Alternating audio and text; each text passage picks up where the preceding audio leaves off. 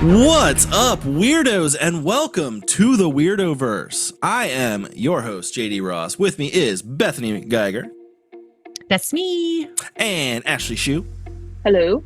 And we are finally back. It's been a little bit of a break. We've been tired. We've been sick. The whole world is just going to shit, and we're finally back. It feels good to be back, though. It feels good to be back. The season change, I think, is hitting me a lot harder than I expected. Samesies. And then it's like going back again. Now it's hot again. It doesn't make it make sense. I'm just meh. Yeah. But I'm trying. I think we're all there. I think that's where we're all at. Well, today we've been promising this for a little while, so we are back with a vengeance. We are back with some true crime. We are getting into the fucking killer clown himself, John Wayne Gacy. Holy shit! This is gonna be an intense one. This is probably our biggest points as far as killers go that we've done so far. Yeah. Because we did Gain, but he's we still had a debate whether or not he was a serial killer or not, but Gacy's definitely a serial killer. Yeah, triple digits, I would say at this point. So 33 deep. 33. Like, everybody at home, like, we're not even gonna be able to get into all of his victims. Like, we're gonna have to do flyover of his victims, like, because there's just so many. Like, when you stop and think about 33 human beings that this guy fucking took out. Think about a crowd of 33 people. Literally. That's a big crowd. Like, think about, like, like when you had to do like baseball back in the day, you had to good game. Like, think of 33 good game. That's how many people we're talking here. Yeah, it's a lot, at least. Yeah. So John Wayne Gacy, one of America's most notorious serial killers, born March 17th, 1942 in Chicago. There's going to be a lot of Chicago accents going on in this episode. Oh, jeez. One of his more disturbing elements is, which actually is something we had to do a little bit of extra work on, but was Pogo the Clown. As we said, he racked up 33 murders, I think it was exclusively young men and boys, right? Yep. Mm-hmm. Throughout the 70s, and yeah, that's where we're at. So, Ashley, you've got a little bit of horoscope information on. Take us into that. I do. It's weird. I don't know, but Gacy's a Pisces, which isn't one of the more upper crusty zodiac signs. For Scorpio is the big one for that, right? There are 4 that I was given. Mm-hmm. Most serial killer signs are either Capricorn, Scorpio, Sagittarius, Aquarius, and Pisces. Sorry, there are 5. And you're not going to find on there, you're not going to find the Leos. I was going to say Leos, though. Yep. Because it's something about Leo. We want to be in the spotlight, though. That's the thing, is serial killers have to live outside of the spotlight. So I think that's the big difference there. Well, Capricorn is known for being disciplined and determined, but in darker personalities, it can be.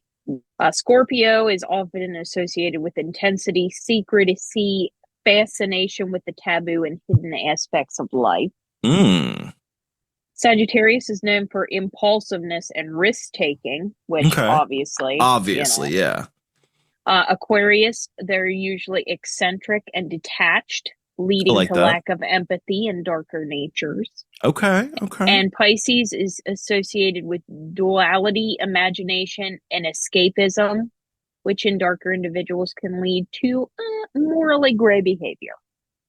So, all right. I dig it. I think this is something we're going to be doing from now on, too, when it comes to serial killers, is we're going to be taking a look at the zodiac and just see what the stars can tell us about. Yeah, it's actually something that it's really interesting when you really dig into it, because I know a lot of people don't believe in horoscopes and the zodiac and stuff, but there's something there. There's definitely something there. Yeah, because there's something like I am a full-on Leo. Like, if you look up Leo, you're gonna find me. There are some people that just match this shit. It's crazy. Yeah. Well, Gacy was kind of the opposite of his normal Pisces traits that normal Pisces have, they say. Because of his lack of remorse and violence. But traits that match. He's very complex, very secretive. He struggled with reality versus fantasy. The duality is really big in there. Yeah. But I mean, most of the time Pisces are, described as empathic, intuitive, imaginative. They tend to have a deep connection to emotions and show great empathy and compassion, which obviously he didn't do. Right. They're drawn to artistic and spiritual pursuits. Obviously, he was a little artistic. Yeah. They're often introspective and have a dreamy, idealistic nature, which I would say that he would have. I think to a certain degree, agree definitely. with that. Yeah.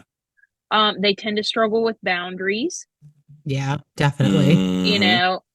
But they're normally seen as gentle, adaptable, and empathetic, and overly trusting and prone to escapism, like I said.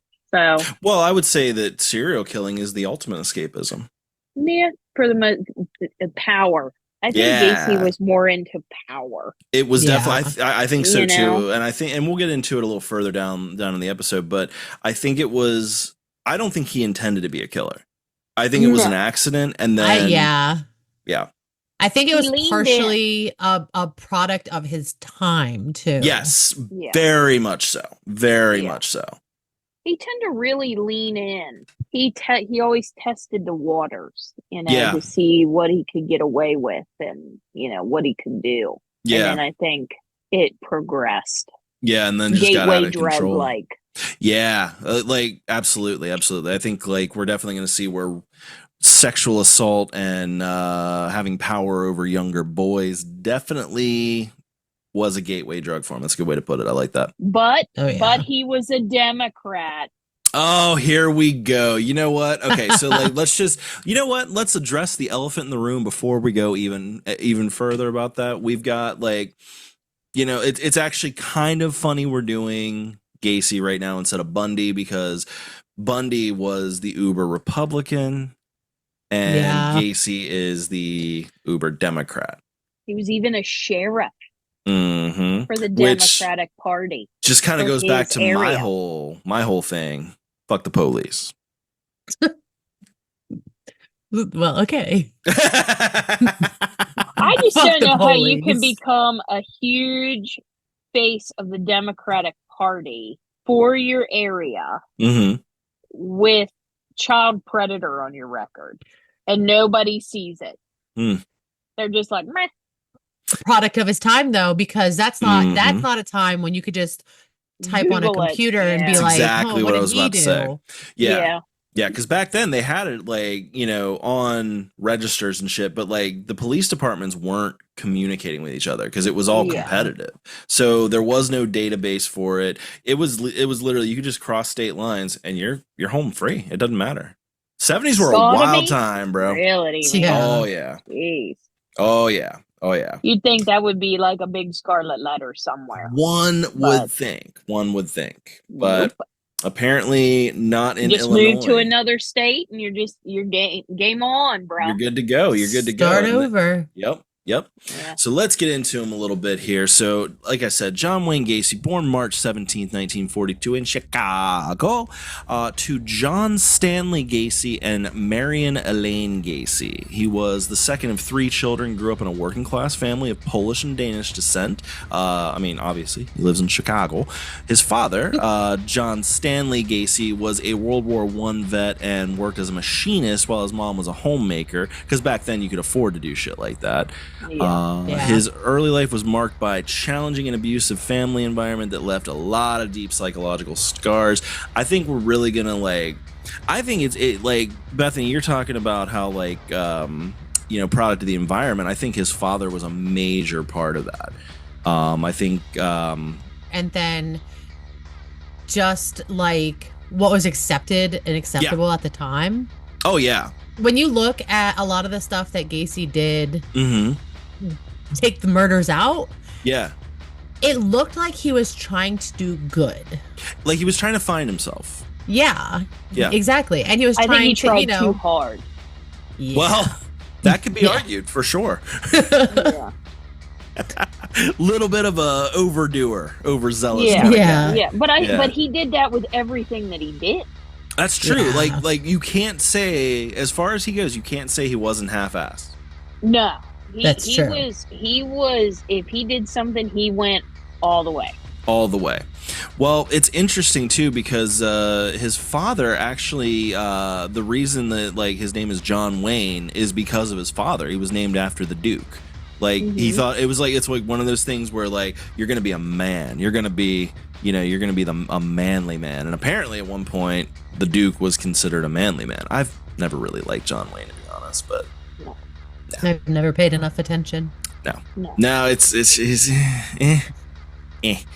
So Gacy's father, known to be extremely strict with a harsh temperament, was a heavy drinker, which John would pick up later, often took his frustrations on his family, especially on John.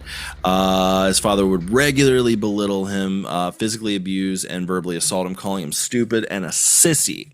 That's a big one there. Sissy was one that really stuck with him. I think it's a situation where, like, you know, his father had this idea that he's going to be this manly man. It's John Wayne Gacy. Mm-hmm. And then he's showing signs that he's going to have his own personality. He's going to have his own, you know, thing. And I think, like, in a normal... And he was a mama's boy. He was a big-time mama's boy. Yeah. I think what it really just boils down to, ultimately, is he was gay in a time when you couldn't be gay. And his father, like, his outlook on it, just like, and he went to his death claiming that he was not gay. That's how deep this shit goes. And not only that, not only was it, he was, you know, hiding his sexuality, but he wasn't the manly, you know, rugged boy that his dad wanted. Yeah. He's literally just looking at him like, this fucking sissy. Right. Yeah. Well, and his mom caught him wearing her skivvies too. Yeah. Yeah. Yeah. It's really sad. And like, it's part of the reason why I'm so about, like, let your kids be themselves. Because let them express themselves. Yeah. Yeah. Yeah. So he'd try to, like, you know, push him into masculine pursuits like sports and, you know, things like that. But, you know, Gacy would later recall that his father's abuse made him feel inadequate and isolated. Fucking obviously. It sounds like. But he never hated him. Never hated him. That's another thing, too, is daddy knows best. He went to his death. Yep. He went to his death saying that, too. I never hated him. I didn't hate him. He was a good dad. I loved him. Was he, though? Was he, though? And that leads back to, you know, you want, as a kid, you just grow up, you want to have your father's approval. Yeah. Yeah. And, you know, that carried on with him. Yeah. You know, and till the day he died, which his dad was dead already, but he was his dad was way dead. Yeah. Yeah. But he was still like, yeah, I love him. He's great, because that's all he wanted was his dad's approval. And that's how deep, like, because, like, we're like, you know, he was most active in the 70s, but it was the 40s that he grew up in, you know, like 40s into the 50s and shit. And back then, I mean, like, kids didn't have rights. No. You know, like, it wasn't like you're going to get hit by the best of fathers of the time. You're going to get hit. But it sounds like he might have been a little extra with him. Yeah, a little too much, especially because, you know, he had all these health issues. Yeah. Racked up. Exactly. And that definitely did not help. No. Yeah. Numerous health issues. He was diagnosed with a congenital heart condition, which limited his physical activities, which daddy did not like, because daddy wanted a manly man. He wanted a sports kid and, you know, rugged outdoors. Let's go. Yep. But then here's John. He's suffering from frequent blackouts, especially during his teenage years. One instance, he was hospitalized for several months due to the heart condition, which prevented him from, like, doing anything regular in school. Also made him a target for bullies. So, you know, it wasn't just at home that he was getting it. You know, he's getting it everywhere. So, like, you know, not to excuse any of his behavior, but it's one of those things where, like, you can kind of see where all this stuff starts to really build up through the early years. It's cases like this that actually make me feel they make me feel sad in my heart because like he didn't have a chance. No. It started young.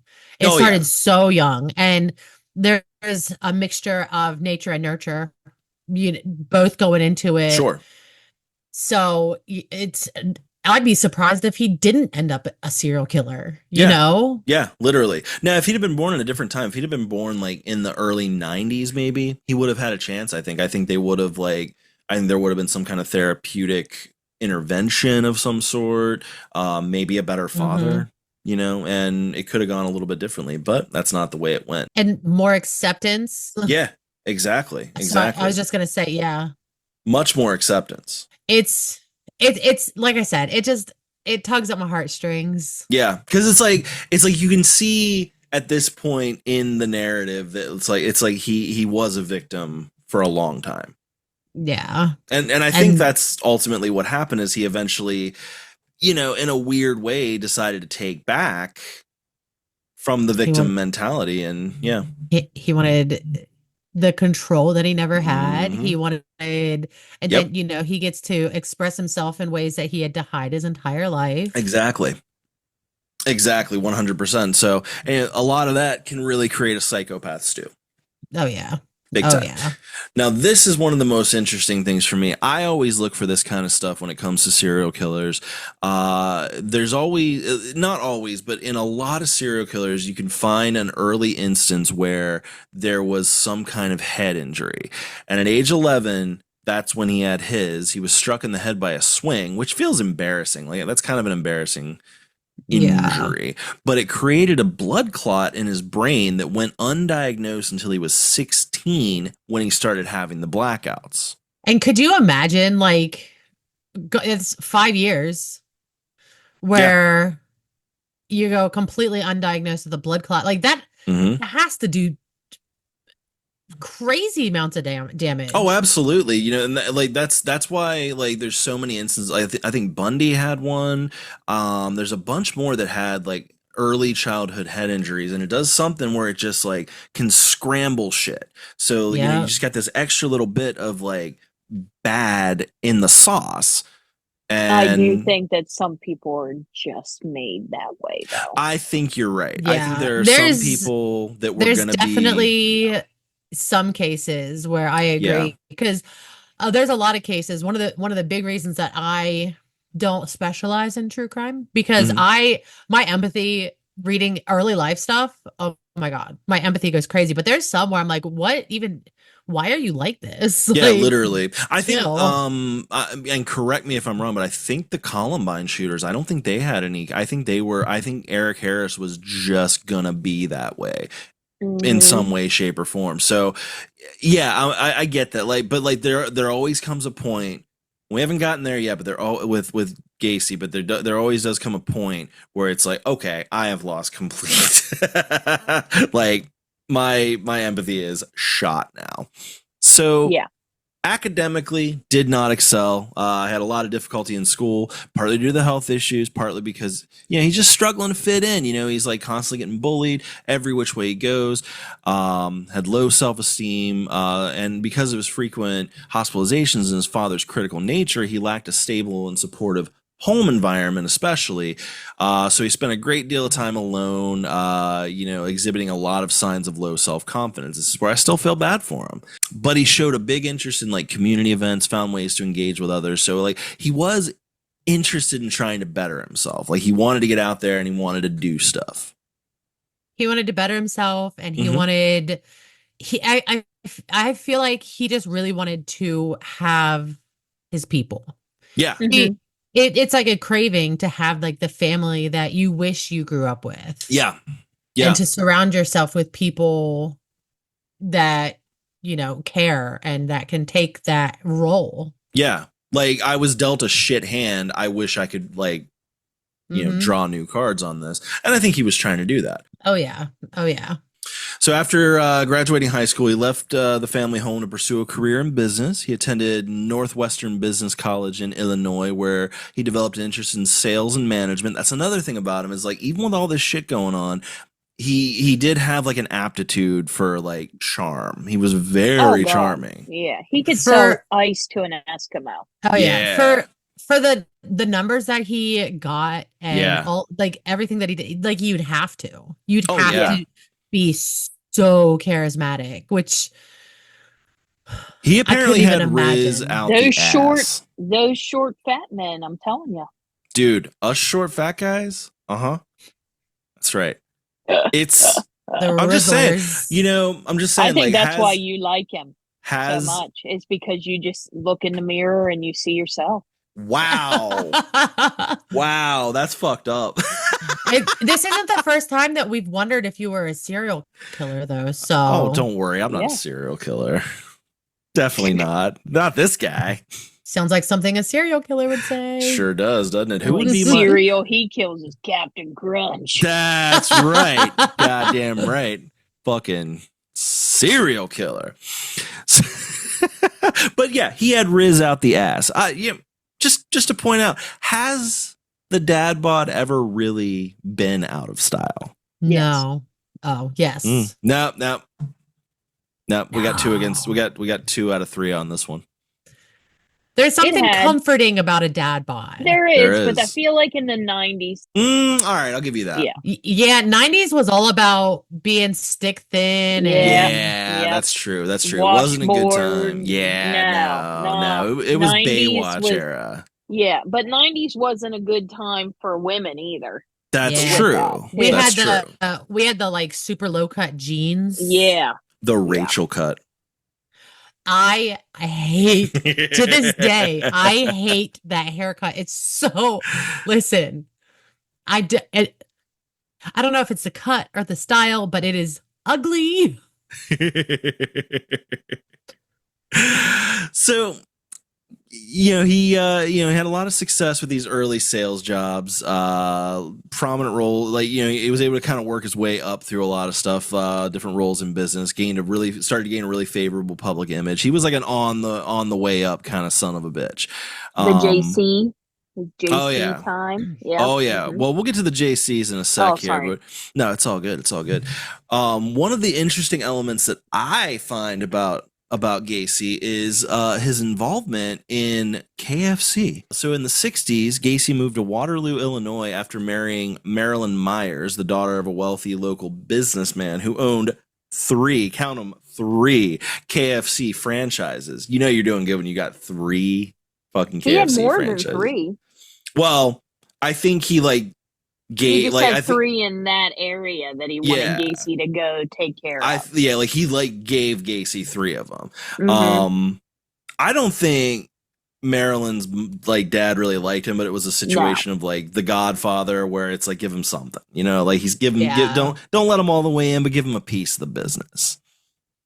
Yeah, he has to take care of his daughter, so yeah, exactly. And that was his motivator. Yeah. Mm-hmm. My mouth is watering right now thinking about chicken. I know, dude. KFC actually sounds really fucking good. That was actually another reason I pushed for Gacy for November, because we've got a little bit of a bird theme going on throughout November. So. Oh, I like it. Yeah. It's smart. That's right.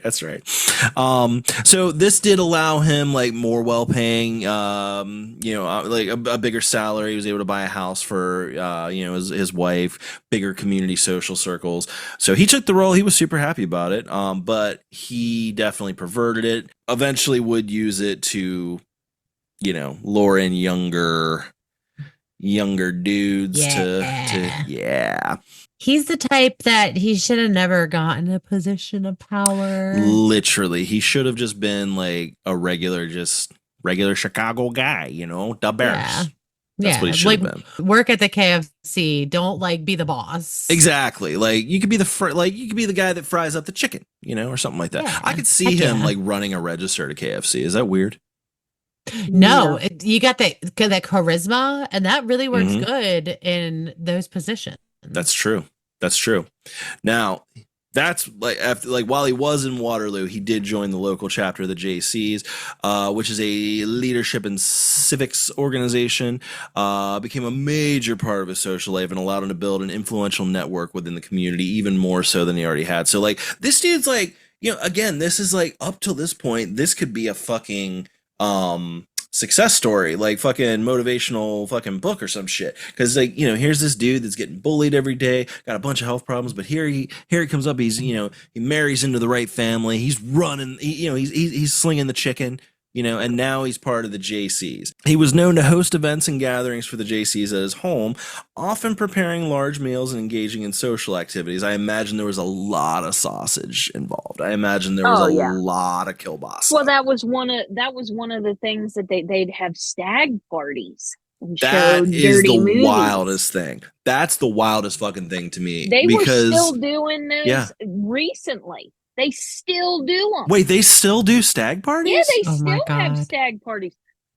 Yeah, Ty's over there shaking his head. When he worked at the VFW, they would still have them. Okay, so you're telling me... Just for clarification. Just for clarification. Explain what a stag party is. Isn't this where a bunch of guys...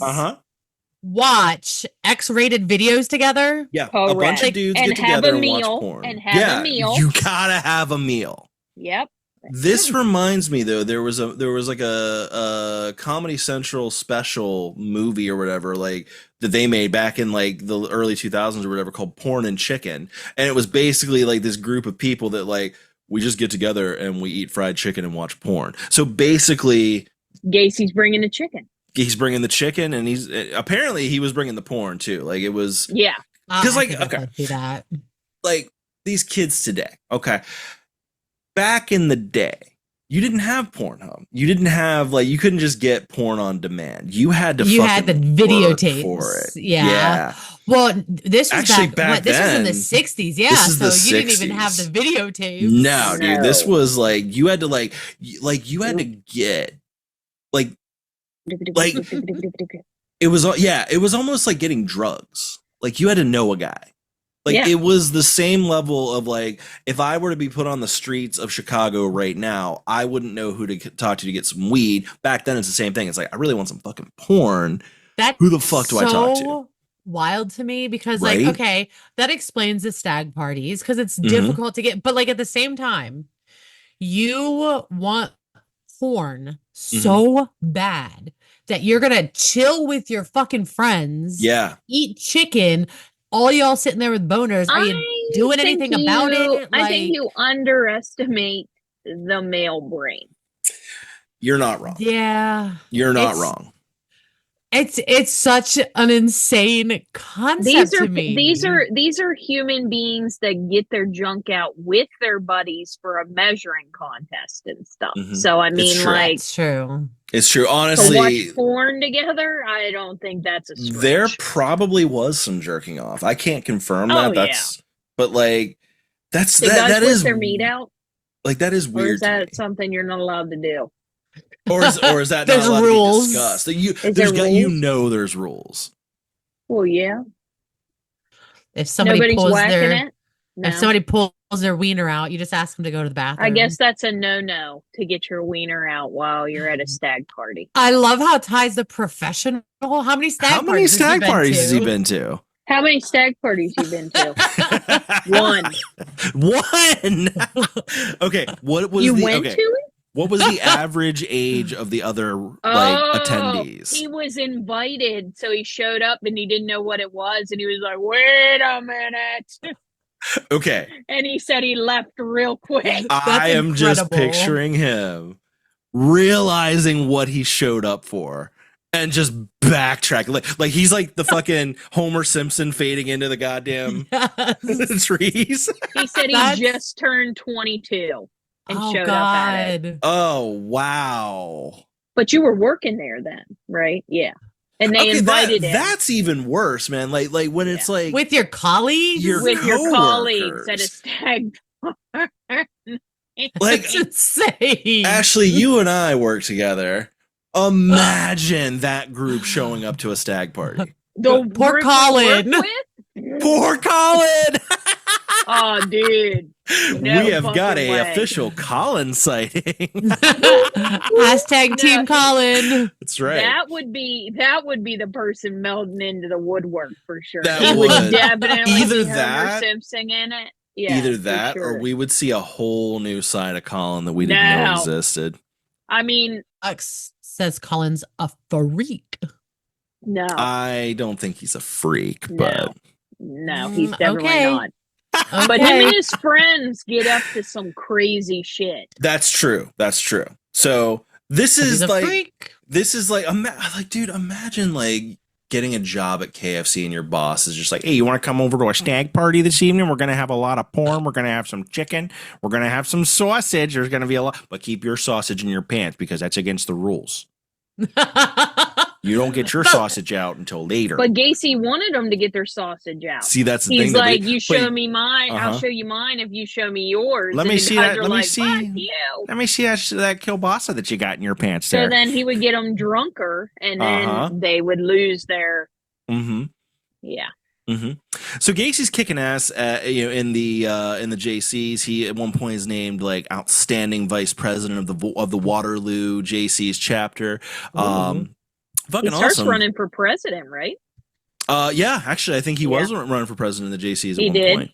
Yep. He did, and then that silly old sodomy came in. That whole sodomy thing, and that's what happens next here. So 1968, Gacy's double life begins to unravel. This is where we start to lose all empathy for Pogo here. So he was accused of sexually assaulting 2 teenage boys that work for him. Man, these motherfuckers were just trying to get a fucking summer job, I bet, too. Like, they did not go to KFC and put an application in to fucking get sodomized by their creepy fucking boss. Yeah, but he offered booze and they're like, let's go. It's like, man, I wanted a bonus. When I gave you a bonus, it's just, it's not the bonus that you were hoping for. What really sucks in situations like that, too, is he could have very easily like held their job above their heads, or even like if do this and you can get a raise or whatever. Typical guy boss things. But, yeah. Well, he kind of did. He did that with later victims for sure. He definitely had a couple that were like kind of less than willing accomplices. Some were just being manipulated. But he denied the allegations. I think this one got away from him. I think it was like he was probably trying to do that because he's over here like, I didn't touch those boys. I am just as straight as they come. I love pussy. But didn't hold up. So, he's in jail, or he's they're coming after him, and he eventually does plead down. He gets it down to 1 count of sodomy, which seems kind of insane to me. Like, he sodomized 2 teenage boys, gets it down to 1 count of sodomy. Our judicial system has never been okay. Oh yeah, I hate plea bargains. It's ridiculous. Oh, yeah. So he gets sentenced to 10 years. Governor's son or something. Literally.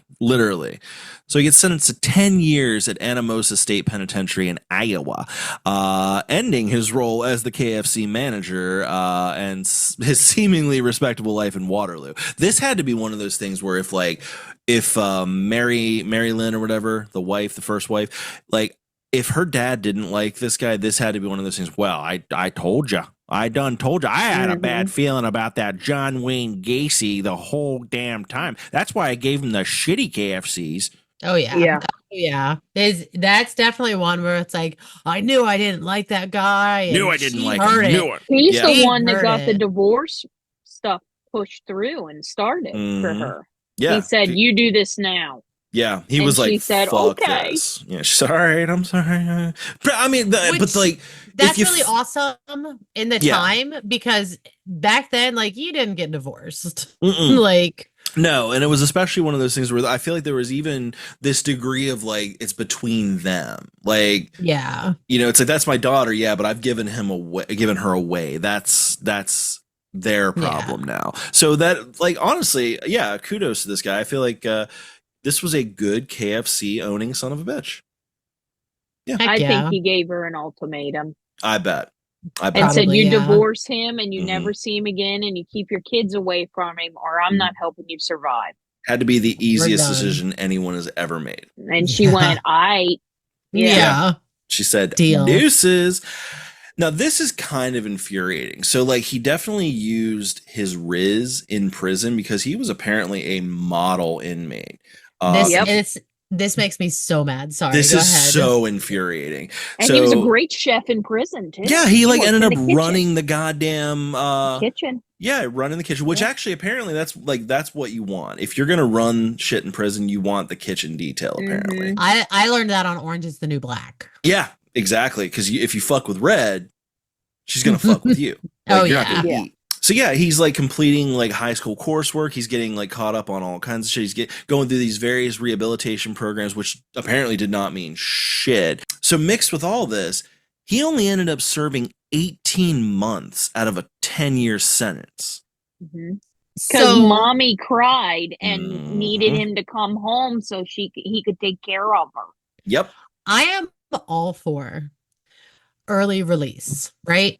When it's if you're doing good, if you are in prison and you're doing good and you're on the right track, but when you take a 10-year sentence and you cut it down to less than 2 years, that's unacceptable. That's a problem. For sodomizing 2 underage boys. Because what I don't like about it is, then where do you draw the line?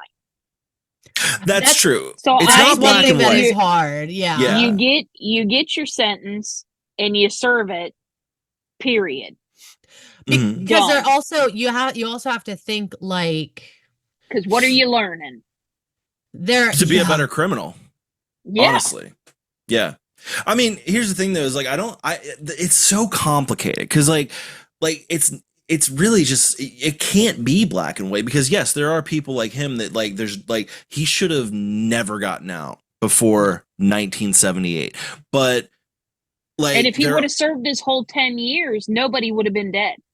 Literally, because like it was around 78 where he got caught. So I mean, now he could have done it later, sure, but I mean, but like let's look at like the crack epidemic in the 90s. If you got caught with like a fucking rock, you were out.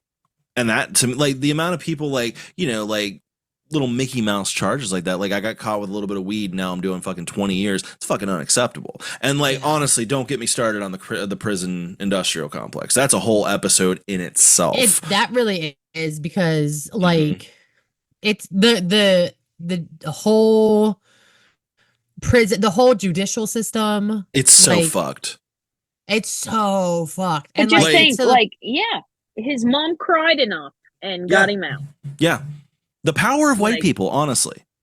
Yeah. It's ridiculous. This is what this is. This is the power of white people. Like white woman tears can get you off like old white woman tears. Old white woman, yeah. Yeah. That can take a 10-year sentence and make that into an 18-month sentence. And that's fucking ridiculous. Back then. Now it's a little different. Now they look at your mom crying and say, you got other kids, shut the fuck up. They're like, that motherfucker sodomized 2 of these KFC employees. He's staying in jail. We might give him extra time. How about that? But nonetheless, he was released in 1970 and he would return to Chicago where he would go on to commit his most notorious crimes. Now, before we get into some of that, I feel like we got to go a little bit into the clown in the room. So it's a little, from what I can tell, it's a little bit muddled as far as when Pogo became a thing and when he started killing. There seems to be about a 2-year period of him like kind of ramping up his life in Chicago, getting back on his feet, where he started to get back into the local, like the local scene, started to get into the Democrat Party, all that different stuff, and creating Pogo. Yeah. So it was around this time that he did that. I don't know when exactly, but John Wayne Gacy's persona as Pogo the Clown has become one of his most infamous aspects of his life, symbolizing the unsettling contrast between his public image and his hidden nature as a serial killer, which is one of the things that I think makes him the most fascinating. Like we said, it was around the early 70s that he began performing as Pogo, volunteering at local events, children's parties, hospitals, charity fundraisers, all around like the suburban Chicago community. Dressed in as the Pogo character, it was a brightly colored clown suit with white face paint, painted smile, and a red nose. embracing the playful, harmless image of a clown, which is interesting to me though, because like if you look at pictures of Pogo, he's like one of the most like frightening fucking clowns ever. Yeah, it's weird because he's a very stereotypical clown. Yeah, but also like the edges are so sharp. Yeah, have you noticed that? Yeah, like that's like there's like it's almost like there's this hidden meaning there. Yeah. But it was all part of like his involvement in the local community activities. He was known even at this time again as a friendly and sociable neighbor, deeply involved in community organizations and local Democrat politics, presenting himself as a well-regarded citizen. I'm just a good old Chicago boy, I'm just here to be the clown, and I'm gonna be the Democrat. It's gonna be a good time. Saw the clown persona as a way to entertain and connect with people. Even had a secondary character that I didn't realize named Patches the Clown, and he would sometimes alternate between the two, but Pogo was like the main clown. I didn't know you could have like multiple clown personas. I thought you just got to be one. Oh, I would have multiple clown personas. If I was a clown, I would have like happy-go-lucky, everything's rainbows and butterflies, but then I don't know, I'd have like the spooky clown. Spooky clown's fun. Like spooky clown, yeah. I'd have like some sort of like illusionist stuff with the spooky clown. That'd be fun. And this is like one of the funniest statements I feel like I've ever actually said out loud, but Gacy took his clowning very seriously. Yeah. A lot of clowns do. A lot of clowns apparently do. Like you do not. It's a thing. And you cannot fuck with it. Apparently there's like a clown face paint registry. There is. Yeah. Clowning is like a serious fucking thing. So, yeah. He did tattoos at a tattoo shop. Yeah. You just don't. Yeah. You don't do that. I do. Most of mine. But he developed the makeup style himself. It was a lot of exaggerated red, white, and blue. America, like I said, sharply angled shapes around the eyes and mouth was distinct from traditional clown designs, which often avoid the sharp, angular features to look less intimidating to children. But back then, I mean, like, I just feel like a 70s clown is just a terrifying thing. It's like a 70s Easter bunny. I feel like any makeup is terrifying for children back then. That's true. This is like before clowns. I think this is like one of the main reasons that clowns are so scary to us now. Yeah, is because I think of him. It really kicked off like the killer clown thing. He did it, and then you started getting stuff like it. And yeah, I think you can trace it directly to Gacy. That fear of clowns into society, which sucks because like. If you've been to an actual like cirque, the clowns are amazing. Oh yeah, yeah. Because it's not like typical. It's not just like hoo stupid. Like they are performers. They're full on. I am performing. Sure they are. It's incredible. I am not interested. I loved it. You don't want to go clown. You don't want to go clown around. No, my aunt had a bedroom filled with clown stuff, clown figurines, and I would never go in there. It terrified me to death. No First shade. off, because I don't like dolls, and second, because it's clowns. And I still, to this day, I am not interested. It took me a long time to watch it because it scared the shit out of me. Clown people are weird. They are because there is a certain type of person and they collect anything clown. Yeah. And that's so insane to me. What was that fucking movie, Problem Child, when like they bring the kid home and like the entire room is nothing but clown bullshit, and he's just was oh that my like God. That was the kids' room that was supposed to be like that? Yeah, but even he was like, oh my God, and then he set it on fire. There's a clown hotel, I think, in my fucking mother. No, my mother, when we were going to Vegas, like when I was like 18, she fucking wanted to get us a thing at Circus because it was a good deal, and we're like, are you fucking serious? Clowns all over the walls in the room and shit. Fuck that. I will stay at any other hotel there, but Circus. Ugh. unsettling. And I think part of it is because the hiding behind the makeup. Yeah. It just makes it unsettling. Well, and that's something he would even like say. This is like you can really start to see the monster forming here, because like he would like, you know, it was like kind of all over the place, children's hospitals, like different events, different like things like that. He would sing, dance, perform tricks, all that different shit. But he was quoted as saying, "Clowns can get away with anything. Yeah. And it really did allow him to indulge in his like darker inclinations without suspicion, because like nobody's like going to suspect a clown, right? Now they do. Like he's literally now they do. Remember the clown epidemic of like what was it, 20 or something? I remember specifically like we stepped out. Like, you know, where my side porch, we like stepped out for a smoke, and like all of us were packing. Like Trina grabbed like a butcher knife. I had a katana. We're just out there like somebody else had something else, and we're just out there because like we are not getting got by a goddamn clown. I don't think any of those clowns ever did anything though. They were just creeping. They were actually I think it was like all a publicity stunt for it. Yeah. But still it was creepy as fuck. Yeah. But psychologists, because like he never actually murdered as Pogo, but psychologists and criminologists have like since analyzed Gacy's use of Pogo as some kind of psychological coping mechanism that like kind of helped him compartmentalize his violent urges. Like, so it's like he's like compartmentalizing everything in his life. Like this is me, the clown. This is me, the Democrat chairman. This is me, the fucking murderer. That makes sense. And that makes a lot of sense, actually. Yeah. So and eventually couldn't separate it, and it just exactly. And by the end of it, it's just like I think he was out of control by the end. I think he had completely lost control. It's like when you find just a new vice and you're just like way too into it. Like, yeah. So let's talk about the murders. So John Wayne Gacy's murders, which took place between 1972 and 1978. Obviously, that we know of, because that's actually something else. These are the ones that we're sure of. These are the ones that were proven in court.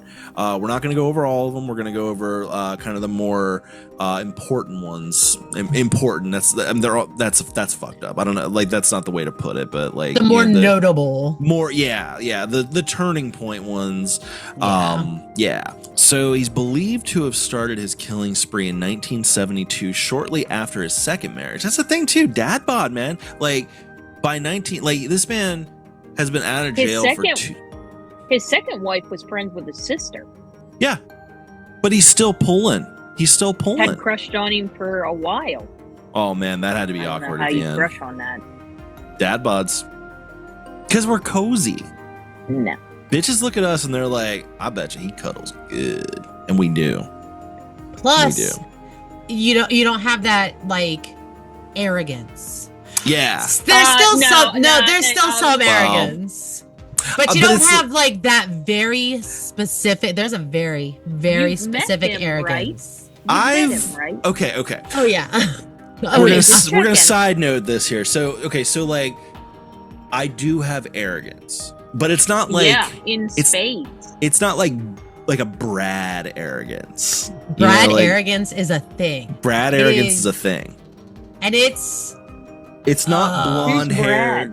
Brad is like he works for Abercrombie and Fitch. There's big black and white pictures of him in front of the store. If he's in Brad. The 80s, he's got a sweater that he doesn't actually wear. He just like ties it over his shoulders and he messes with like the fucking Menendez. Yeah, and then he fucking like gives the lambdas a hard time. You know what I mean? Like that's a Brad. I've got JD arrogance where it's cute. I'm adorable. Wow. Okay. He's like, I'm Freaky Mermaid, guys. That's right. I'm fucking. I guess we all have a different flavor. That's fair. But again, this was so back to the murders here. So the killing spree was believed to have started in 1972 after his second marriage. I still can't get over that he got married twice. He's only on the street for like 2 years before he gets married again. But that could very easily be to try to hide his homosexuality. I could absolutely see that too. Like if it was a situation where it's like she's like into it and he's like, oh wow, I don't have to grow a beard. I could just have a beard. I can marry a beard. Right. That's fun. And there's probably a big part of him that was like fighting it. Like, yeah, I'm not gay. Yeah, I'm not gay. No, I love the he fought it the whole time. He's over here like, I sure do love vaginas, guys. How about vaginas? What do you guys think about them? Boobs are amazing. Stag party. Yeah. And they're like, why are you? This is not the kind of fucking porn we were promised. Ty's over there like, oh, like losing it. So somewhere in the middle of Pogo and all his like Democrat dealings and all that, he had established successful business with PDM contractors, would often use his business and political connections to gain the trust of young men, many whom worked for him or were drawn to him through promises of job opportunities. All of his victims were young men and teenage boys, generally between the ages of 14 and 21. So I'm wondering if this is more of a pedophilic urge or if it's just because they're easier targets. I have a big feeling that it's because they're easier. I think you might be right. Fun fact. A celebrity, I can't remember which celebrity, but a celebrity just came out like this past month, I think it was. Oh, and who was that? He claims he was on like SVU or something. Yeah. I can't remember exactly what his name was, but he claims that he was kidnapped by Gacy and when he was a teenager, but obviously got away. There was also one, Debbie Harry from Blondie. Mm-hmm. No, you do. You know Debbie Harry. You know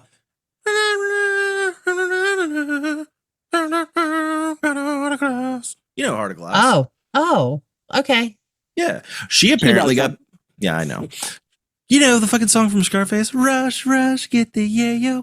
But she was apparently picked up by Ted Bundy in New York and managed to get away. It's honestly crazy. Some of the people that have connections with Sierra, and like, could you imagine like coming to that, knowing that like that was like your fate? That was what they. Oh my god.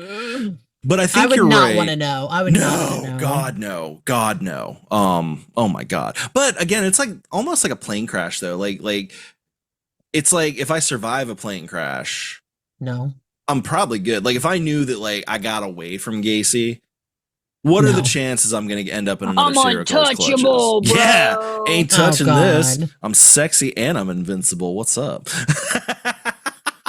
Arrogance and spades. Arrogant. Yeah, just kidding. He's a little bit of a Chad. There it is. I am not a Chad or a Brad or a Thad. No, you're a Thad. God damn it. I knew it. I knew I should have stopped. I knew I should have just not said Thad. Fuck. I'll take it. Thad. I'll take it. But I think you're right. I think it was less pedophilic. I don't know. I think there might have been an element of pedophilia to it, but like I think it was also more about like easy victims because a lot of them were runaways, troubled youths, individuals with financial hardships. He would often lure them, like I said, promising them work at his construction business or offering to pay for odd jobs around his house. Sometimes he'd just go up to bus stop, like people at bus stops or just on the street and just try to lure them in. Fucking crazy. It's so terrifying. And this was back in the day when you trusted people. Now, this was back when people would like hitchhike regularly back then. Yeah. I hitchhiked one time and I was terrified the entire time. I bet. Oh my God. And back then they're just like, what's up? I'm just trying to get across the country. Everybody's cool. No, nobody's cool. Everybody's trying to murder you. Yeah, that's probably why there was so many serial killers in that time too. Yeah. Actually, I also think it was that and the lead paint. Oh yeah, that probably the lead. It was lead. There was lead everywhere. There's lead. It was like a minefield of just lead. Literally, they didn't even outlaw it until 1978. I really think there was a lot of lead like involved in a lot of the serial killers of the 70s. I think that's why there were so many more back then. I honestly think that's a contributing factor. It definitely has something to do with it. Yep. But once he lured his victims to his house, usually, like we said, in the pretense of work or sharing a drink, he would often he would use several methods to capture and control them. His favorite was the handcuff trick, which is one of those tricks where it's like, yeah, you realize pretty quickly you just done fucked yourself. That's the trick. Yeah. So he would handcuff himself in front of the victim and then release himself. And he's like, see, look, it's just a trick. And then he'd get the victim in there, then they're handcuffed, and then they're trapped. Once they're restrained. And that's terrifying. Oh my God. Could you imagine the shift? Yeah. And honestly, like, it's hard when you get to this point. Would be poop coming out of my butt and into my pants. Yeah, literally. Because I gotta imagine there was some kind of noticeable like, he takes his mask off, basically. Yeah, exactly. Like once, like you're just there. You're talking about just trying to like get some work. You're trying to, and then all of a sudden he's like, I got this cool trick. You're like, okay, that's fun. And then all of a sudden you're fucking handcuffed, and he doesn't have to hide anymore. Yeah. And he can be who he truly wants to be, and that's when shit gets real fucked up. Exactly. This is when he would overpower his victims, often tying them up, gagging them, and torturing them physically and sexually. He would use rope to further restrain them, often tell them he would let them go if they followed his commands. And then after assaulting them, he would tighten a rope around their necks and slowly strangle them to death. He called that his rope trick. It's a good trick. So fucked. It's so fucked. Like, trick them into compliance and then be like, just kidding. Yeah, literally. So one of the more infamous things, I would say even more infamous than the clown, is definitely the crawl space where he hid the bodies. So after killing his victims, he would typically store the bodies temporarily in his bedroom or his garage before moving them to the crawl space, which is awkward as shit. Because I feel like there were like situations where he had a body in his bedroom and had other people over before he had a chance to actually dispose of it. There were times that happened. Yeah, that's the police fucked. even knocked on his door when he had a victim upstairs in the attic and he was shitting his pants. But getting away with that had to have been like the ultimate, like, I'm intoxication. Like I bet you that was almost more intoxicating than the actual kill. And then he had people that worked for him dig the trenches in his basement to put the bodies I think that's the creepiest part, because a lot of the victims were people that worked for him. Yeah. And they were the ones digging these trenches. Oh. Yeah. That's insane to think about. Terrifying. He killed so many people that he ran in a room in the crawl space and then eventually just started throwing them in the river, the Des Plaines River, which my theory about that too is he was on rampage mode. Berserker mode, and so I think he gets to a point where he wanted to be caught. Actually, he said he threw them in the woods too, but they never found any of them. I wonder how much of that was real though, because they didn't find anything. Yeah, because did they really look? I mean, at that point, that's true. It's like we've got 33 fucking confirmed kills. Like they're saying that there's a high likelihood that there's bodies behind his mom's apartment, and they haven't looked yet. They did the ground penetrating radar, and the radar person said, you want to dig in all these 17 spots, and the police picked 2 spots, one of which they said the guy that was doing it said, don't dig there because that bush has been there way longer and there can't be any bodies underneath, and that's where they dug. I think they want it to be over. They don't want to deal with it. You're going to sit there and tell me we're talking about lazy police? I don't buy it. It's terrible because there's so many people that just didn't get answers. I mean, that's true. Yeah. That's true. And these are kids. There's still like what, 6 unclaimed? At least. Unidentified, Unidentified, yeah. So the exact sequence of the murders is not clear, but we're going to go over some of the more notable victims here. We're going to start with Timothy McCoy, Gacy's first known victim. He was a teenager that was picked up at a bus terminal. So this is one of the ones where it just grabbed him off the street. Just this was just an opportunity kill. Yeah. And it wasn't his usual modus operandi that he killed him. He actually stabbed this one. Most were strangled. So let's look into Tim a little bit here. So Timothy Jack McCoy's murder occurred on January 3rd, 1972. It marked the start of Gacy's killing spree. A 16-year-old boy from Michigan who had been traveling through Chicago on his way back home after spending time with family and friends. This is literally just a 16-year-old just like going from like fucking Chicago to Michigan and back. Just like on his own, just fucking, yeah, just taking a bus. Not a lot's known about him, but he is remembered as a friendly and trusting teenager, which obviously was his undoing. Yeah. Met him at a Greyhound bus terminal in Chicago. Like we said, he often targeted the vulnerable men or those looking for work. He offered McCoy a place to stay for the night, and McCoy accepted. He was like, hey, "This is cool. Like this guy is being pretty cool about this." Yeah, how nice. Yeah, like what a nice guy, and he's he's chubby. So what harm could he? What harm could he see? We are disarming too. Like people feel that safe around us. That is true. Mm-hmm. I don't feel safe around you at all. Dude, that's hurtful. Don't even say things like that. Aw. Say sorry. Act like you're wounded. I'm hurt. Say sorry. So, according to Gacy's later confession, the murder happened the following morning after they had gotten home. They basically, they had some food, they had some sexy time, and Gacy claims that he woke up to find McCoy standing in his bedroom doorway holding a kitchen knife, which he interpreted as a threat, which, to be fair, that's a little bit much. That's scary. It's a stranger. Yeah. Do you believe it though? I do. No. I actually do believe this. I think because I don't think that he initially wanted to be a murderer. I don't think that was his thing. I think he was more of a sex predator and stumbled upon murder. Yeah. I could see that actually. Yeah, because McCoy had apparently like just made him breakfast, and that was all it was. But like he, I'm not trying to victim blame, but it's like you don't walk into a bedroom like with a kitchen knife like that with somebody you just met. Like I've never made somebody breakfast who stayed over and been like in the bedroom the next morning with a fucking butcher knife, like hey, breakfast.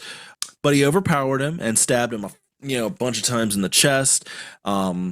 And that was pretty much it with that. He found eggs and bacon in the kitchen and a table set up for the two. He was actually just being sweet, like it's so sad.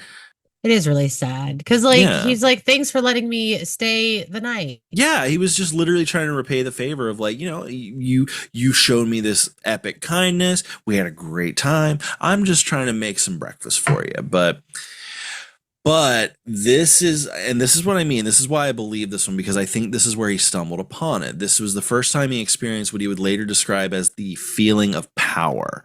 In his confessions, he spoke about this rush after killing McCoy that had just never, like nothing he'd ever experienced. Like sex, drugs, none of that had ever brought him anywhere close to that. And I think that's where he had his aha moment. Like when it's like, okay, this is what I've been searching for. Murdering this kid made me fucking cream my pants. I need to fucking redo this.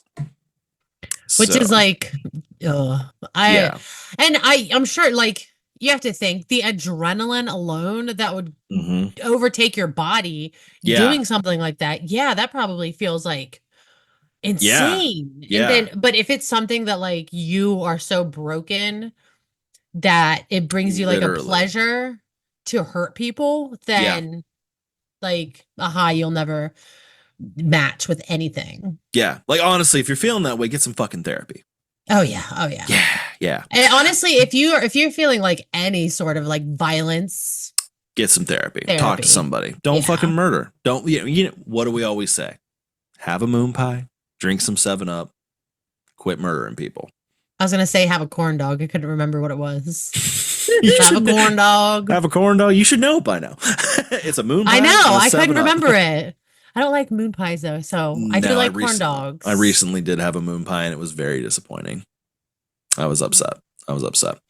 So let's go to 1975. Like I said, we're gonna be going through, I think, 3 or 4 of his big victims here.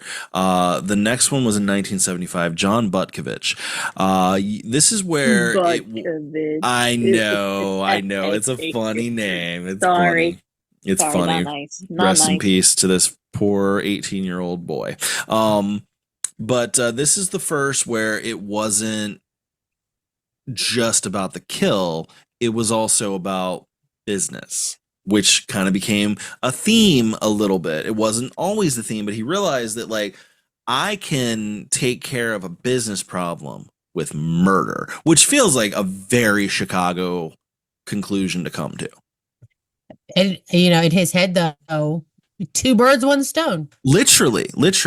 So Butkovich was an 18-year-old dude working for Gacy's construction company, PDM. Was a part-time employee. That's the thing. This is just a part-time fucking employee.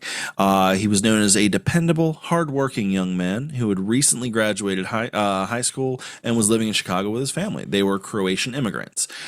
So him and several other men under Gacy, who frequently, because he frequently employed teenagers and young men for his construction business, known to exploit his employees. Though I feel like it's like he's also a shitty person. Like it's like he's also like, you can't even like work an honest day's work and then get paid from this guy, because he's like withholding fucking wages. But he would do this a lot. Like he would just be like, I'm not gonna pay you. I'll get it to you. I'll get it to you at the end of the week, but then just never does.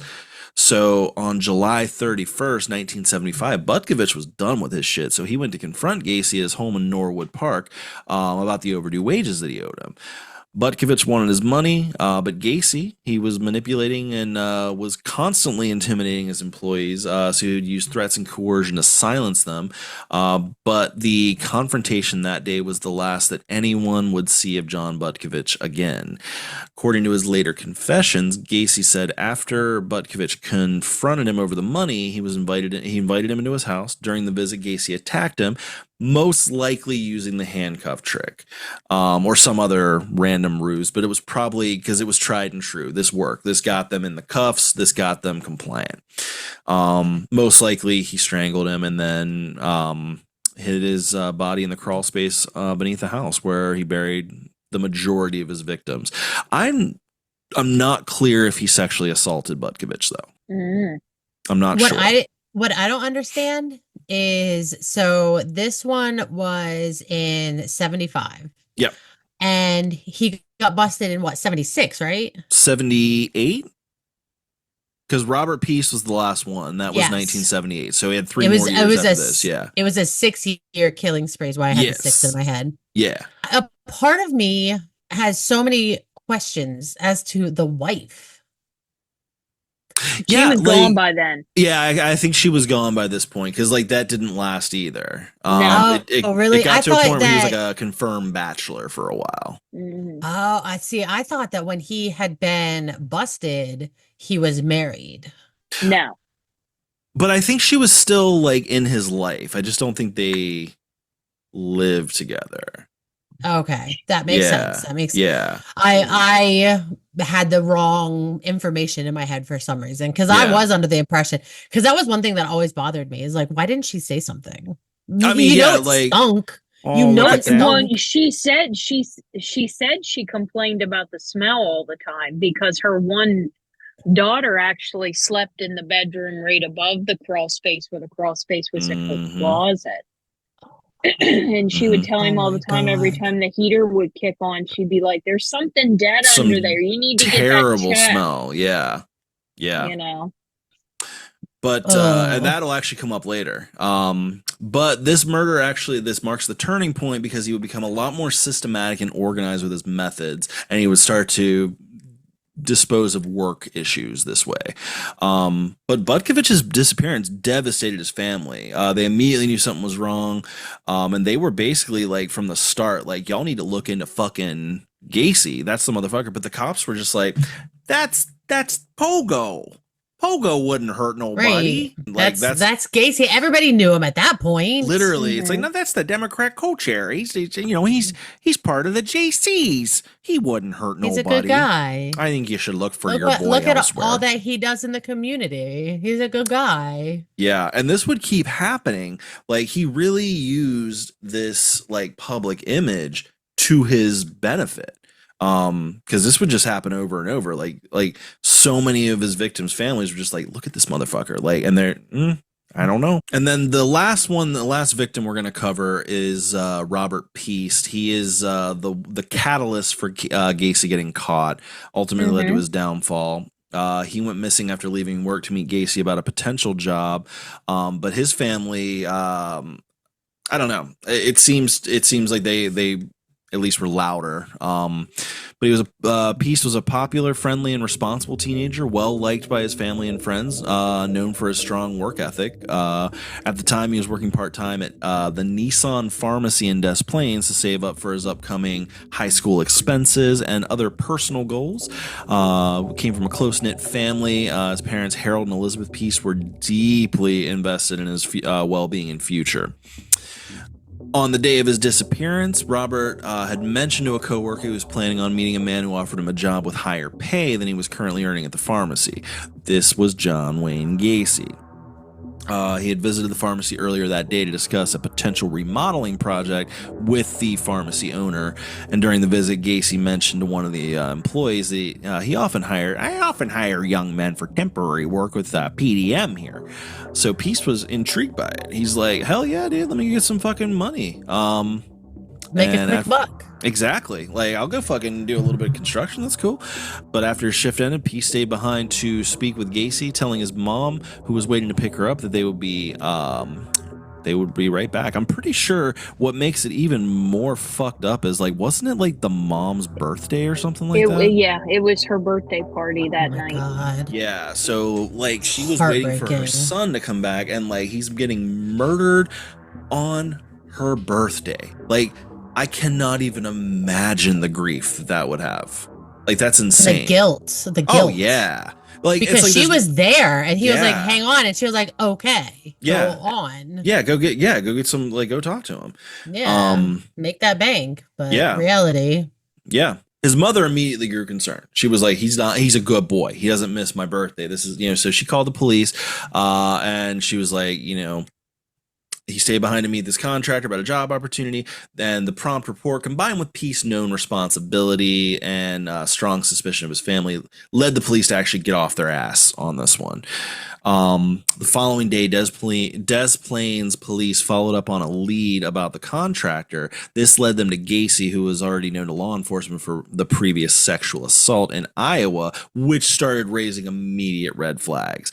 Gacy was like, I never even met this kid. Peast. I don't know nothing about him, but like, this is where the cops were really starting to close in. While he's laying dead in his attic, literally, while they're there. Yeah, so Peast is already dead, but Gacy is like the prime suspect. The police like started following him around. They obtained a search warrant. This is infuriating. They obtained a search warrant for his house on December 13th, 1978. And they didn't find Peast, but they discovered other suspicious shit. They found driver's licenses and other personal items belonging to several missing young men. They also found books about homosexuality and pedophilia, a police badge, and a receipt for a roll of film that belonged to one of Gacy's other victims. So they're finding all kinds of suspicious shit. No, it was Peast. It was Peast's receipt. Was it Peast? I know that like his receipt was a thing, but they're saying, okay. So yeah, it was it was the camera card thing that you get when you turn in. Oh yeah. To get your film developed. Yeah. So they said that the evidence was circumstantial but alarming, and over the next couple of days, they really started putting the pressure on. They put him on 24-hour surveillance, and this is where he started to kind of lose his shit. I really think, because like we only glossed over the victims, but I really think at this point he was probably just like, I need to stop. I need someone to stop me. Someone needs to take these keys from me. And I think that's why he started acting the way he did. He starts acting erratically, drinking a lot more, and making really unusual comments to the cops that were following him.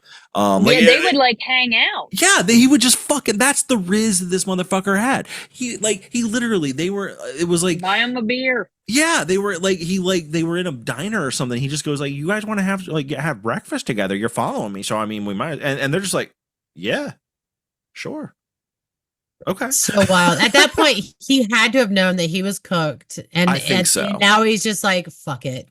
I think so. And eventually he cracked. On December 20th, 1978, he invited his lawyer and made a partial confession at his house, admitting that he killed at least 30 young men and boys. That's got to be awkward as fuck. Like, you bring your lawyer over and you're like, oh yeah, there's at least 30 dead bodies in my basement right now. It's like, okay, I need to get the fuck out of here. You want to see a rope trick? You want to see his trick? Right. Like, to be his lawyer sitting here, the lawyer had to have been like, what the fuck did I just sign up for? He was actually him and his lawyer were friends previously.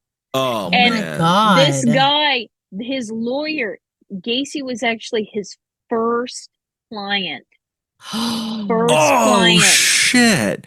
Yeah. He's over here like, oh, I need to hold on to this guy. No, honestly though, it's like, this is going to be a lot of paperwork, but it's like, this is probably going to make me some money. Like, he went off on his own, started his own business, his own thing, and Gacy was firm, actually his first client. That's my crazy. God. But he's over here outlining how he lured the victims in, how he'd restrain them. I would do this trick, and then how he buried them underneath the fucking the crawl space. That had to be nobody's ready for that. Like, you're not ready for that. It had to be surreal for literally anybody involved. It's just like, if I invited you guys over, I was like, okay, so I'm going to level with you. I've got like 30 bodies that I put there. And you can't even like fathom you dude, I'd give you a list. Oh God. Of people to take out for me. That you can imagine it. Here you go. I know a few of the names on that list. You can imagine what it would be like to hear that from somebody that is a friend of yours. You can imagine, but you can't. There is no possible way that you can actually think about how that would feel. Yeah, literally, because that would have to be such a I would laugh. I would think you were lying. Yeah. Like, what do you mean? That's crazy. I would be like, I would argue with you. I'd be like, no, you don't. I'm like, you don't have 30. Oh no, I got 30 bodies in there. You're full of shit. Show me the teeth. I started running out of room. I started having to put them in the fucking river. Oh, God. So with this new information, on December 21st, police obtained a second search warrant. Upon searching the crawl space, they found human remains, which confirmed the confession. And over the next few days, they started to just uncover more and more, and they found at least 26 that were buried under his house, with additional remains found on his property and in nearby areas. So, like, there was a little experimentation phase, it seems like. Yeah. Then he found something that fit and he stuck with it. Exactly. Like, until he couldn't anymore. Exactly. So while but he limed the shit out of it. He limed the fuck out of that shit. So like it was like the amount of lime he was buying was like probably would put you on a list these days. 5 tons of lime. That's a lot of lime. All in all. And he's over here like, I just got a stinky fucking crawl space. I got to put a bunch. And he had the guys that worked for him lime it. Yeah. Yeah. I wonder how much they knew. There had to be his most trusted guys, I think, knew what was going on. Yeah, they had to have known something. Well, there's also the multiple killer theory that they might have been in on it too. Yeah. Yeah. I don't know if they were actually murderers or I feel like it was more like unwilling goons. Yeah. I think they were afraid of him and said, I can get goons. I bet I could get goons. We need goons. The only goons I have are my kids. No, I don't still feel counts. I mean, actually, no. If we get them biting somebody, they'd probably be pretty intimidating. All right, cool. Right. We got goons. Hell yeah. So while authorities, while they exhumed the bodies of the numerous victims, they did not immediately find Piest. It was several months later in April of 1979 that a body matching Piest's description was found in the Des Plaines River. Apparently that river goes hard because it was months before they found him. Well, but they had to wait till it warmed up. Yeah, because Chicago gets cold as fuck. Yeah. Because they had like a really bad blizzard or something that year, they said. The blizzard of 78. Isn't that like a famous blizzard? And it was frozen over. Yeah. And they couldn't, and once it warmed up, then gas, of course, started to break down, and then he, Yep. But he was later identified, confirming his tragic fate. His disappearance and the urgency of the investigation into the case had directly led to the breakthrough that brought Gacy's years of crimes to an end. He stands out as the most critical turning point of the investigation on John Wayne Gacy. Sparked a rabid and thorough police response because they were, at this point, it was like, well, we got to fucking do something about this. So, So after his capture in December of 1978, he quickly became one of the most notorious criminals in American history. The horror surrounding his crimes, especially the concealment of the almost 30 bodies in the crawl space that shocked law enforcement and the public. His capture led to a prolonged legal process marked by a highly publicized trial, which we're not going to get super into on this episode. But he constantly denied guilt. It was constantly like, up until his execution, he's like, I didn't do it. Which is crazy because he admitted to it. Yeah. But then he's also like, I didn't do it. And he's like, just kidding. And then there's also, and like, I just wanted to touch on this like briefly, but there was like the one documentary, I think it's on Prime, where it's like this dude that had been writing letters to him before he was executed. And I think the guy fell in love with him because he was like, kind of like, I don't think John did these things. He's literally like, there's this scene where he's like, did they find 29 bodies under here? Or is it something else? And it's like, well, no, they found 29 bodies in the crawl space. Like, that's another thing that I'll never understand is like writing to inmates, especially with, I don't get it, inmates that have done crazy stuff. And I'm going to use the example of Gypsy Rose Blanchard because she met her husband and her current boyfriend while she was in prison. And there's a lot of controversy over what happened, and a lot of people feel a lot of different ways about it. But at that point, she was a woman who was in prison for murdering her mother. Yeah. And people were writing to her romantically. Yeah. Like, what possesses you in your head? It's a thing. Like, it is a thing. It is a thing. It's like a full-on, like, kink. Yeah. And I think it's a kink that goes too far. I would love to know more about this because freaking why you want to rape Manson? Somebody? No. Manson had a bunch of them. Married. Yeah. Oh my god. Had a bunch of them. Bundy. Oh my god, Bundy had tons. Teddy Bear. People they love that motherfucker. There was the recent one that all the girls were like, "Oh, he's so hot." Oh shit. With the face tattoos and stuff. Yeah. He brutally murdered women. Yeah. And like, how didn't he go on to become a Calvin Klein model? No, that was a different one. That's a different one, but I know you're talking about. But the most recent one, that guy's fucking scary. Yeah. And like there was courtroom pictures of him that were released, and women went nuts. And he like brutally murdered multiple women. Yeah. And there's just hordes of chicks out here just like, I can fix them. And he had like the Joker mouth tattooed on. Yes, he had a swastika just right on his face. Well, and they were like, sign me up. As we saw by the election, that's apparently in right now. That's all I'm saying. I didn't do much. I knew you were gonna do it. I knew you were gonna do it. I just dropped it in somewhere. Riding a red wave. Go fuck yourself. Riding a red wave. Anyway. I'm drowning. Yeah, we're all drowning. Anyway, fingers crossed. That's all I'm gonna say. Fingers crossed. crossed. Yeah. Off of that topic, off onto a more fuzzy and happy topic. John Wayne Gacy. Murder.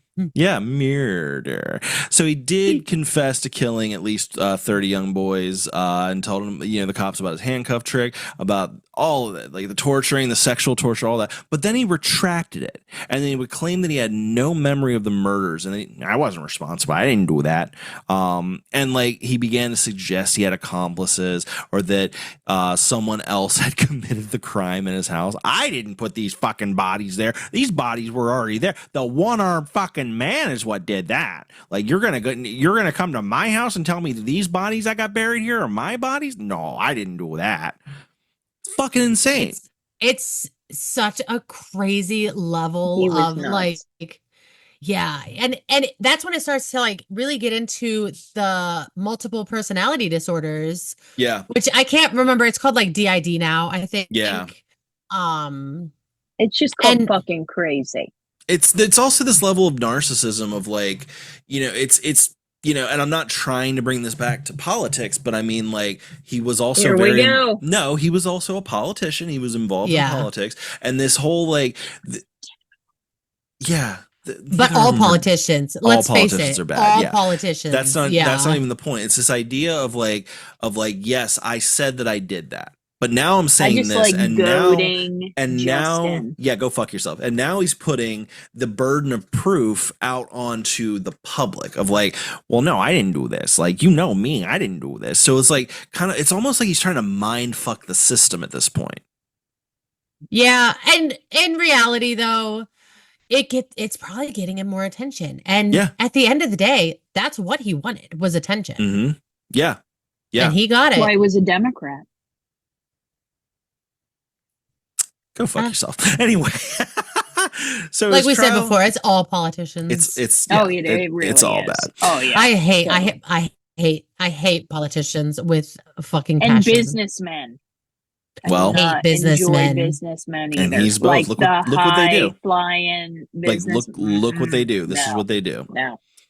So his trial began on February 6, 1980 in Chicago, and it quickly became a media spectacle. People were all over this shit. The sheer brutality of his crimes and his split personality, the outward respectful businessman, secretly a serial killer, it just captivated the public. The defense strategy centered around an insanity plea, urging that Gacy had multiple personalities and was unable to control his actions during the murders. Psychologists testified that Gacy might have had multiple personality disorder, which again back then that's what they called it, but it's like I think you said it's a different name now. As he alternated between John, the respectful businessman, and Jack, a more violent and aggressive persona. The prosecution argued that Gacy was fully aware of his bullshit and had planned the crimes meticulously, as evidenced by the hiding of the bodies, the use of lime to accelerate the decomposition, his constant attempts to avoid detection. They were like, nah, you knew what you were doing. You knew what you were doing. Yeah. It only took the jury 2 hours to find him guilty of 33 counts of murder. That is insane. They were like... They literally just went through the fucking list, was like, did it. And it probably only took 2 hours because I'm sure that there's like legal jargon that the head juror, I forget what they're called. Maybe they're just called the head juror. I think it is. That they have to go through for foreman, each charge. Like, it probably only took 2 hours because he had to go through the whole thing and literally get the answer from each juror and then move on. It would have been a half hour if it hadn't been for that. Yeah. Yep. But he was sentenced to death during his 14 years on death row at Menard Correctional Facility in Illinois. Continued to deny his guilt. He was like, no, I didn't do it. He would paint himself as a victim of the justice system. How very Trumpian of him. He gave interviews, granted TV appearances, and maintained a public correspondence showing no remorse for his crimes. Sometimes claimed he was only guilty of running a cemetery without a license. He fucking said that. Said that. That was beautifully put. Right? It's kind of good. It's kind of good. Yeah, that's an asshole move. Oh, like, well, no. Yeah, it is. It is. But it's like no. It's a good line for For who he is, it's a good line. Yeah. I like it. I was just guilty of running a cemetery without a license. That's hysterical. Yeah. That he had enough couth to come up with that. Literally. That's some I know, gonads. I'm kind of giving him some credit on that. That was good. So while he was on death row, he took up painting, primarily painted clowns, a theme that many found disturbing. His paintings, including self-portraits and other unsettling images, gained notoriety, and some were auctioned to collectors or even displayed in exhibitions.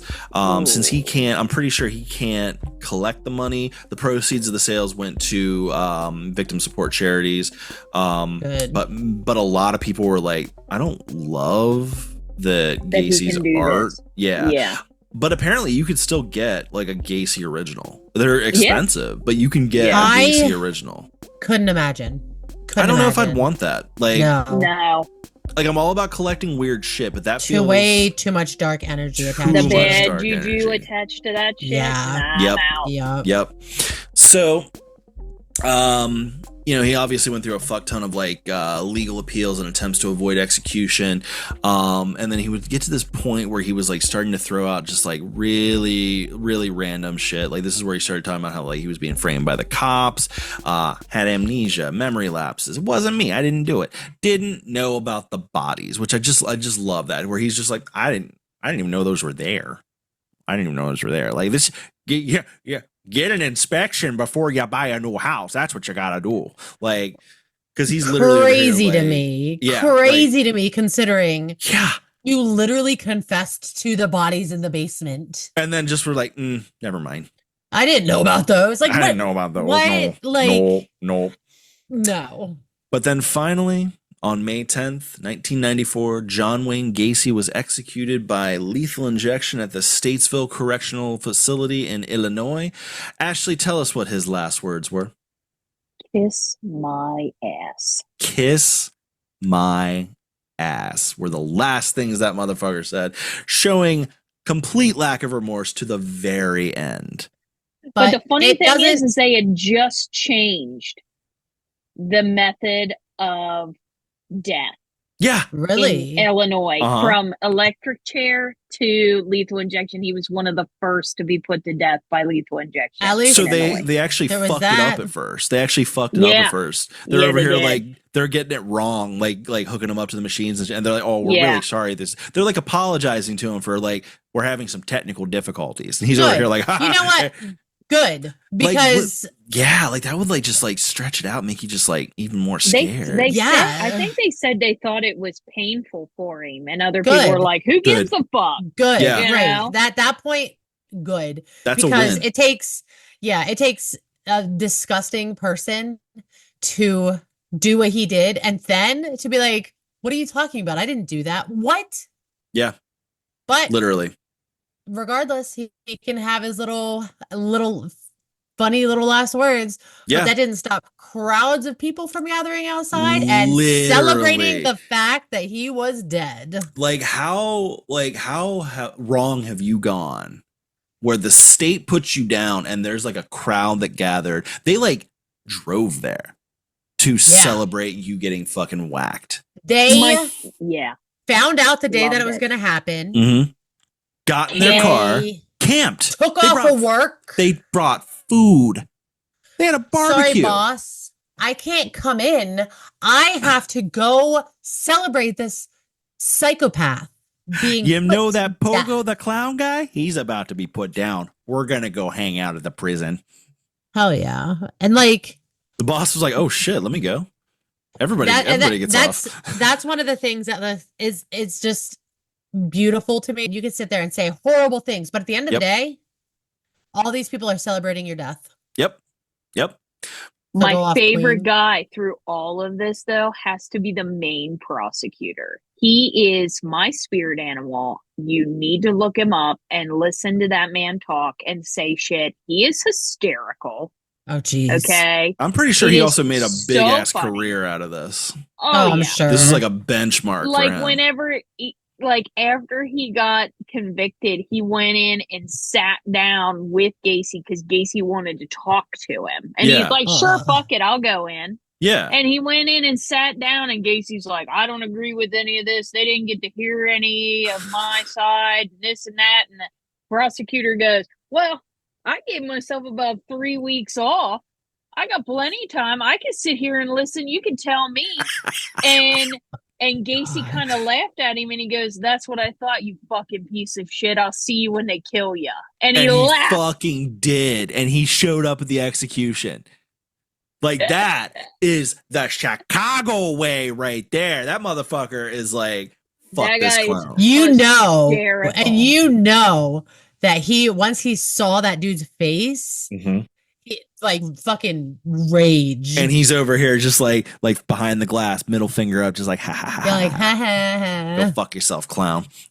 That guy was so good. Love that guy. Love it. Love that guy. There was a little bit of good that came out of the whole thing. There was a profound impact on criminal profiling, forensic psychology, and how law enforcement handles serial killer investigations. I'm pretty sure he was amongst the killers that the Mindhunter guy talked to. Yes. There was like Ed Kemper, him. There was one other one that was like a big name. Manson they talked to. Yeah. But like Manson isn't, they're like unsure if they consider him a serial killer. They were talking to the ones that are definitely like body count serial killers. And like, that's like, you know, like basically doing Manson like was shit. too much of a pussy. He had to get other people to do his shit. Yeah. Literally, he didn't even go to the Tate house. He's a fucking puss. Couldn't even like fucking Beach Boy wannabe is what that motherfucker was. But that's a totally different episode. That's another episode. So this has been Gacy. This has been John Wayne motherfucking Gacy. Holy shit. Ashley, I hope you. What a crazy story. What a crazy fucking story, man. Like, this is just like, this is one of those stories that really makes you just kind of like, do not trust people. Like, you never know. You never know what dark intentions people have. So before we get into plugs and closing out the show, Ashley, I believe you have a clown-themed dad joke for us, right? Oh, I do. God. Oh, God. I do. You know when a clown passes gas. How? Something smells funny. That's a good one. That's like the joke of with the cannibals eating the clown. Yeah. Like, this tastes funny. Tastes funny. Fucking love it. It's so funny. I love it. Well, I hope everybody enjoyed this episode. Sorry that we've been out a little bit lately. It's just, you know what, man, life is just kicking our ass a little bit. We're doing what we can. I will say our absence was noticed. Mm-hmm. Shout out Jeffrey. You know, he loves the show. I was on live earlier on TikTok today, and he was like, where have you guys been? And I was like, you know what? Life's been kind of kicking our ass, but I love the fact that like it was noticed. You know what I mean? That's just that makes me feel good. I mean, I didn't notice, but wow, you're on the show. Literally a host. Dude, that night we normally record, I was literally out of my fucking mind with fever. Dude, so like we are literally, I'm over here like, are you good? And she's like wrapped up in a blanket. She's like, I can hack it. I'm like, I don't fucking think you can. And she's just over here like no voice, just like rocking. Like, I feel like shredded shit. And I'm like, I'm going to call it tonight. We're going to push this back. Like, we'll figure this out. And then I woke up delirious. Didn't know where I was. Didn't know my name. Yeah. Got up screaming through my house. My daughter had to get up and like calm me down and hold me in my hallway. Yeah. And tell me it was okay. Yeah. Like, I mean, like, I lost my fucking mind. But part of me is like, that'd make a really good episode. Right? The fever dream episode. Yeah, and like the next day I actually had to call my daughter and be like, so did that really happen? And she was like, yeah, it did. She comes in and she tells me, she's like, I've never had an acid trip, but I feel like this is like similar to what it was. Fevers are crazy. Fevers are they can really mess you up. Yeah. Dude, so I was gone. Yeah. So sorry, my bro. That's why. Like, we apologize. It's just been like there's a lot going on, but you know, we're working on getting like back into it. We're actually we're working on trying to get ourselves, like we had initially tried to do, me and Bethany, where we're going to be doing it in person, because we actually do know each other. I mean, I know like we're like always on a Zoom We're like call. neighbors. Yeah, like we those live two, so close. We live so close to each other. Pass by Ashley's house twice a day. Yeah. So we are working on that. We're working on, it's just been a lot. So everybody at home, bear with us. Shout out to Jeffrey. Thanks for noticing that we weren't there. I hope you enjoyed the episode, especially because this is one that I've been really excited about. Like, this is like, I feel like this is one that it was like, this was just on the docket, and it was like, we can't do this half-ass. Like, we gotta be whole ass with this one. So I am glad that it was pushed too, just because I wouldn't have found that article, because I think the article about the celebrity who had the encounter with Gacy, that came out after the original date, because that was, we were supposed to originally do it, 2 weeks ago? Yeah. And then we had to cancel that week, and then we canceled something next else week. Came up. Yeah. That was when she got sick, and so we had to just cut the whole week. Yeah. So, and in that time, I was able to see that article, but it also gave me time to really kind of dig more into some of it. Sit with the subject matter. Yeah. True crime. I was talking about it on my live earlier. True crime really, it gives me like just this like heavy. And when I have to go to sleep, bro. I used to, but then something just switched, and I was like, because I don't know, there was like a separation, but now I put on like, I'm so empathetic, and I put myself in the victim's shoes, and you don't want to do that. See, that's where we're very different. I put myself in the killer's shoes. Oh my God. Like, I kind of dip my toe in both. I try to avoid it. But we are back, and at the moment, everything is regularly scheduled as we hope. So more things to come. I think especially in 2025, we got some big plans coming too. So everybody, stay tuned. Just bear with us, man. We're only human. So it's all DIY. This whole fucking podcast is held together by duct tape. So just, thanks for being patient. You know what with they us. say? If you can't duck it, fuck it. Fuck it. Hell yeah. But if you like, speaking of the Patreon. Oh yeah, exactly.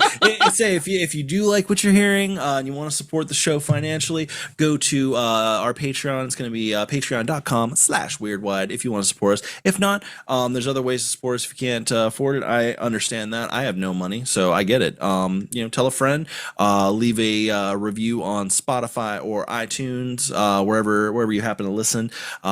Make sure to check us out on all of our socials. We're on Facebook, we're on Insta, we're on TikTok. There ain't been shit happening on any of that lately, I will admit. Our bad. But check us out on our official home on the interwebs, www.weirdwide.com. What else am I missing? What are we missing here? Make sure to leave a comment if you're watching on YouTube. Hit that subscribe button. And email the show, weirdwidepodcast@gmail.com.